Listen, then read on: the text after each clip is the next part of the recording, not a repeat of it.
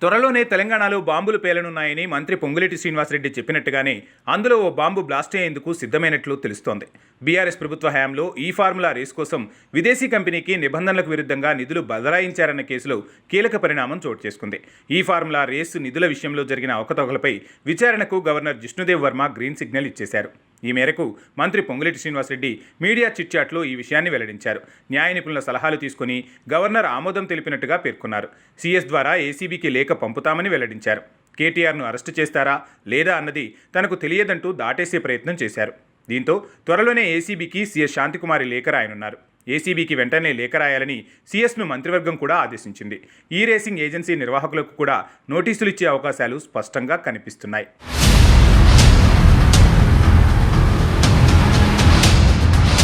ఈ formula race కేసులో మాజీ మంత్రి కేటీఆర్ను అవినీతి నిరోధక శాఖ అధికారులు విచారించేందుకు రేవంత్ సర్కార్ గవర్నర్ జిష్ణుదేవ్ వర్మను అనుమతి కోరుతూ లేఖ రాయగా గవర్నర్ గ్రీన్ సిగ్నల్ ఇచ్చేశారు.